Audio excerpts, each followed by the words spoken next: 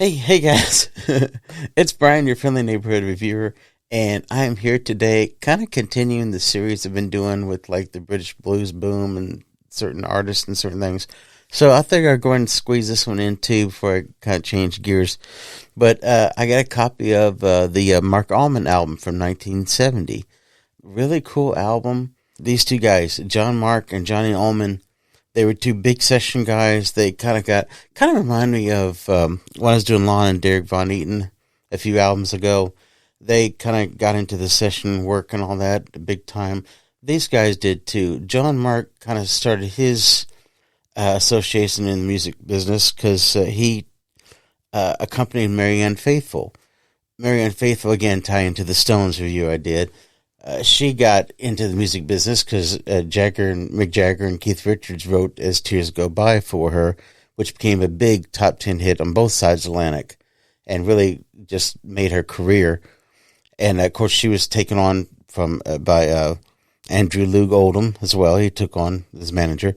And again, John Mark accompanied her, wrote a lot of the songs, arranged, toured with her. John Mark and Alan Davis, who was Cat Stevens' guitarist, and kind of like a folksy kind of guy. And actually, John Mark and Alan Davis with Nicky Hopkins, another big session dude, formed a group called Sweet Thursday. Unfortunately, their record company folded the day that their album came out, even though Gilbert Street was a minor hit, kind of like a progressive kind of thing. Really cool though, and a good solid album too. It's a good solid starting point for them. If they had continued, they probably would have been around for a little bit. They could have given Yes a challenge and some other groups a challenge. But good solid album, and Gilbert Street's a great track. Seek that out. But anyway. But it fell apart. Sweet Thursday fell apart. And John Mark ended up with John Mayall. John Mayall was on a lo-fi kick, so he was doing the drummerless stuff. And I think it's I know Room to Move, I think, was kind of like one of his big signature tunes. But anyway, John Mark, so that's where he kind of got his start at. And then he ended up with John Mayall, just like a lot of people end up with John Mayall. And so that's where he met Johnny Allman. Johnny Allman was a very big session guy too as well. Anyway, so they left John Mayall and formed Mark-Almond.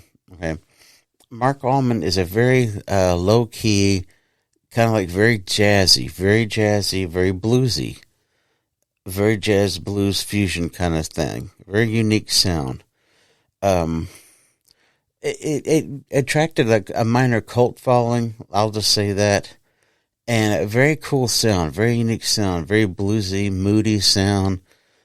It was kind of getting a popularity a little bit, but they were almost like on the cusp of being popular, kind of, sort of. But the nature of the compositions, they're very long compositions, and they go through different moods and things like that. So they're not really the most commercial band, but they're very melodic, very bluesy. Oh my goodness! When you hear Johnny Allman's saxophone in some of these compositions on this first album, you think of Lou Reed, like Lou Reed with Walk on the Wild Side.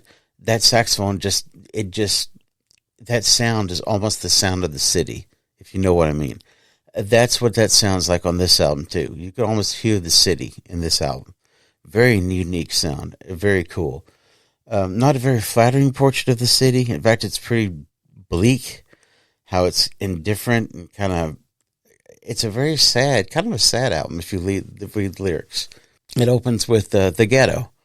Again, a very bleak, but not really bleak, but just very sad, Sometimes I get down on my knees. I wonder if he sees, wonder if God sees. That's sad. And sometimes you do feel that way in a city. It captures the loneliness of being in the city, of being in the city and being alone, and how the city can reflect that and can almost add to your alienation. Of course, a good dose of humanity is the cure to that, and love. So, you have the ghetto, which talks about the poor, and, Here in the ghetto on the outside looking in, things like that. And then you have with the city, I don't want to go to the city, which has a perfectly describes being lonely in the city as how does he say it? It's being in the city is like a long, long, lonely taxi ride going nowhere. Something like that. I think it's how he describes it.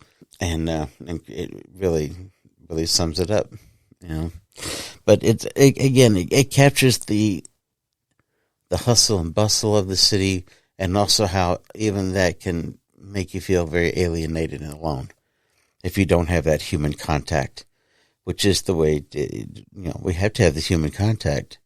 We have to have that. We're built for that. If we don't have that, if we don't have the love, if you don't get the spiritual side filled, if you don't nourish that, the flesh dies with everything else, but the soul goes on.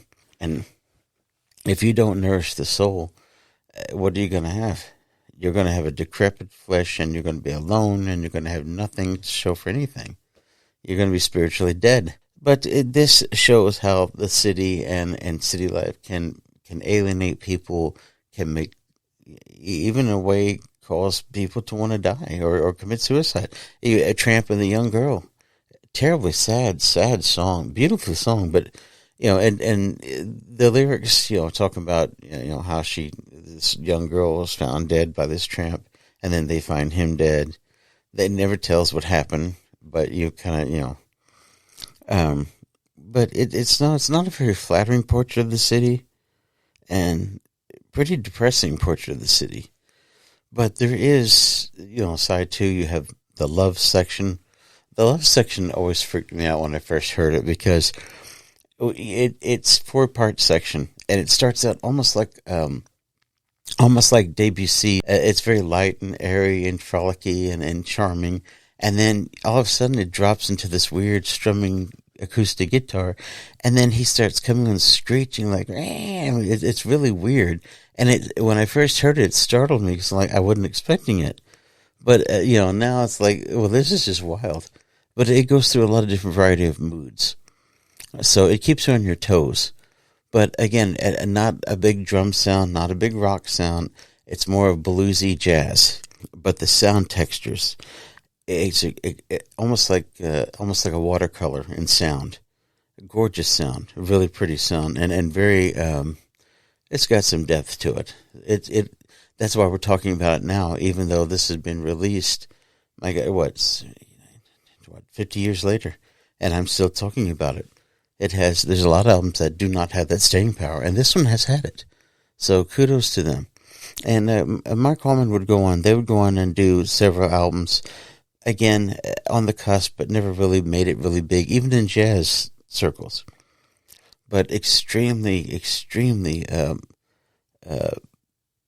excellent multi-instrumentalist, can create a multi-variety of moods. They love suites, so they have like 10, 12-minute songs that can go through a variety of moods.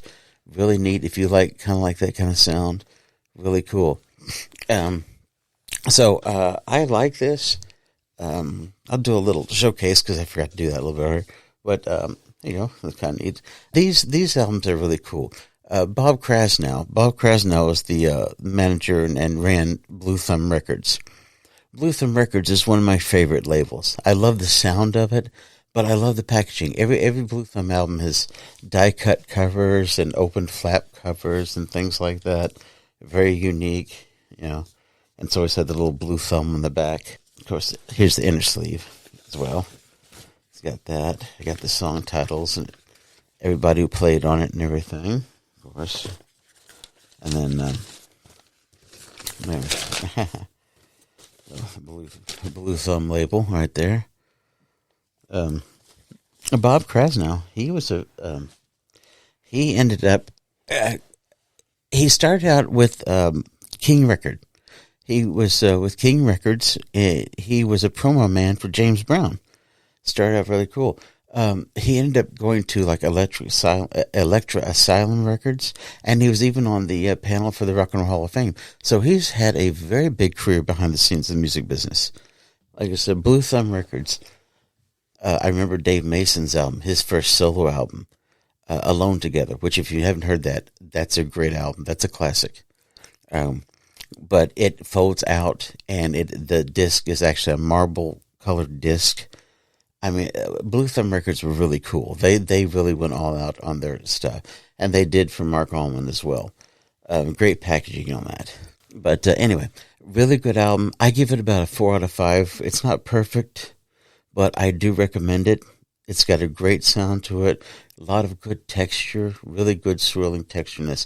If you like the John Mayall bluesy USA Union album, then you'll like this because it has that same underpinning. It's just not quite as rocking, but really beautiful album. Good melodies in this, and good depth of soul.